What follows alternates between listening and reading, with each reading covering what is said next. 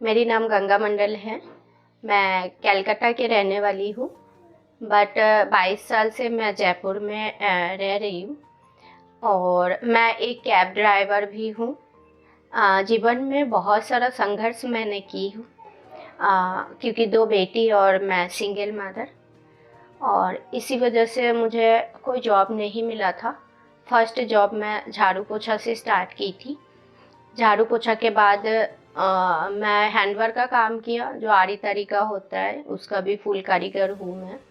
फिर धीरे धीरे मुझे आगे बढ़ना था, क्योंकि एक ही काम से कभी जीवन को आगे नहीं बढ़ा सकते हैं। तो इसी वजह से एक काम छोड़ते गई, फिर दूसरा काम पकड़ते गई, ऐसे अच्छा काम करते गई। और बीच में झाड़ू पोछा के बाद, जैसे मैंने बताया कि हैंडवर्क का आरी तरी का काम की, उसके बाद स्कूलों में बच्चों का टेक केयर के काम की।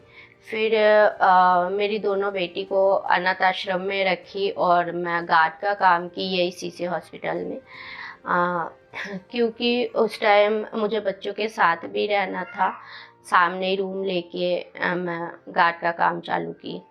फिर धीरे धीरे मैं किलार कामिल होटल में गार्ड का काम की। फिर लास्ट में मुझे एक ऑफ़र आया कि आप अगर गाड़ी चलाना चाहते हो तो आप गाड़ी सीख लीजिए। किरण सेना मेरी एक दीदी थी, उन्होंने मुझे ऑफ़र की थी। फिर मैं कभी मतलब बैठी भी नहीं थी गाड़ी में, तो मुझे थोड़ा डर भी लगता था। फिर मैंने ठीक है, मैं कोशिश करूँगी। लेकिन उसके बाद मैं ऑफिस गई आज़ाद फाउंडेशन में। उसके बाद फिर मैं कोशिश की, मैं ट्रेनिंग ली, लेकिन ट्रेनिंग लेने का टाइम भी मुझे घर चलाना भी ज़्यादा ज़रूरी था। क्योंकि हाँ, मेरा हस्बैंड नहीं है। मैं तलाक तलाक हो चुका है मेरी। उसके बाद फिर मैंने जैसे नाइट ड्यूटी मैरिड होटल में मैंने गार्ड का काम की, और दिन में मैं गाड़ी चलाना सीखी और दोनों बेटी को अनाथ आश्रम में रखी। फिर उसके बाद वो मेरी मतलब बहुत ज़्यादा संघर्ष उस टाइम हुआ था, जब मेरी कोई सहारा नहीं था। मैं अकेली थी दोनों बेटी के साथ। बहुत प्रॉब्लम हुआ था मेरे साथ। अ, फिर मैरिड होटल में काम करते करते मैं दिन में गाड़ी चलाना सीखी। फिर धीरे धीरे मैंने किस्तों में गाड़ी उठाई, गाड़ी अच्छे से चलाई। फिर ओला उबर ऑफिस में गई, मैंने बात की वहाँ पे बात करने का बाद बोला कि ठीक है, आप ऑल्टो गाड़ी निकाल लीजिए अगर चलाना चाहते हैं तो।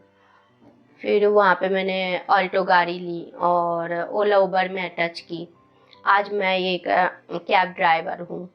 आज ये मान लीजिए मैं एक सक्सेस लेडीज हूँ। मतलब इतना परेशानी देखने का बाद भी मैं हिम्मत नहीं हारी, और मैं बहुत अच्छे से मैंने हर काम को कवर की। और मैं चाहती हूँ कि मैं आगे भी बहुत अच्छा काम करूँ, अच्छे लाइन पे जाऊँ।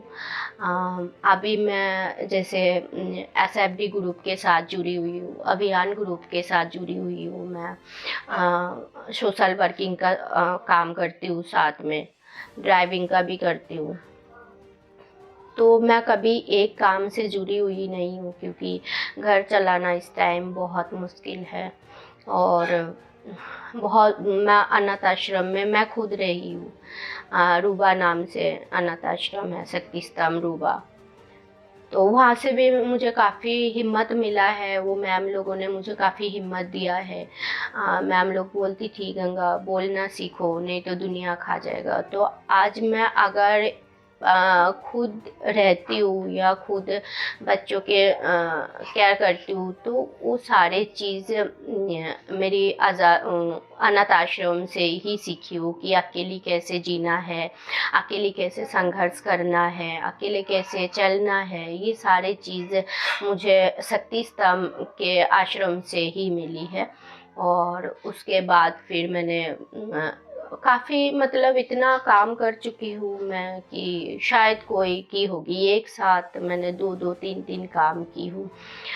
शिवम हॉस्पिटल प्रताप नगर में थे, वहाँ पे मैंने नाइट में काम किया है, जैसे बेड वगैरह साफ़ करने का, हाउसकीपिंग का। और दिन में उसी हॉस्पिटल का एक डॉक्टर के बच्चे का मैंने टेक केयर के काम की।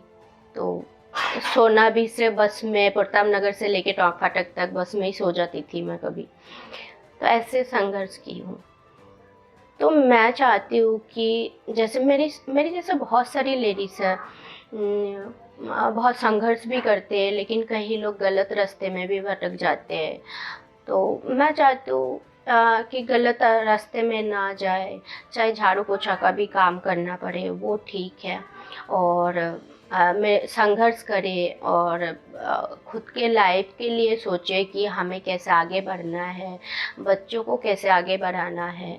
जैसे मैंने एक चीज़ सोची थी, बच्चों को मैं अनाथ आश्रम में इसीलिए रखी थी कि जब तक मैं खुद के पैरों में नहीं खड़ी हो सकती हूँ, तब तक मैं मेरी बच्चे लोगों के पैरों में खड़ी नहीं कर सकती हूँ।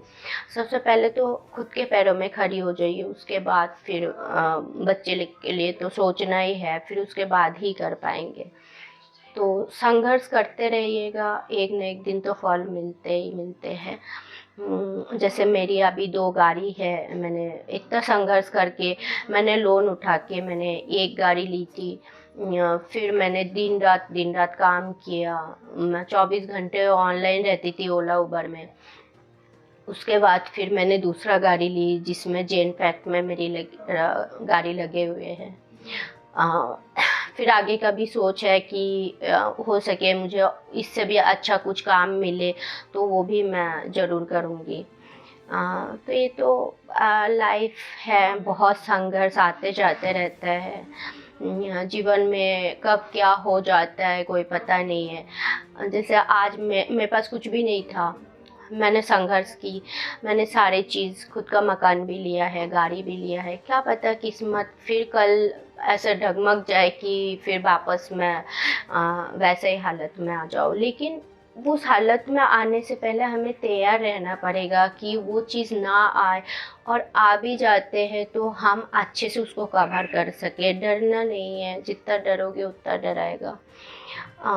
तो ये मेरी कहानी है, और मैं चाहती हूँ कि सब लोग जो भी परेशानी में है संघर्ष करें और आगे बढ़े, और अच्छे से जीवन को मतलब जीना सीखें।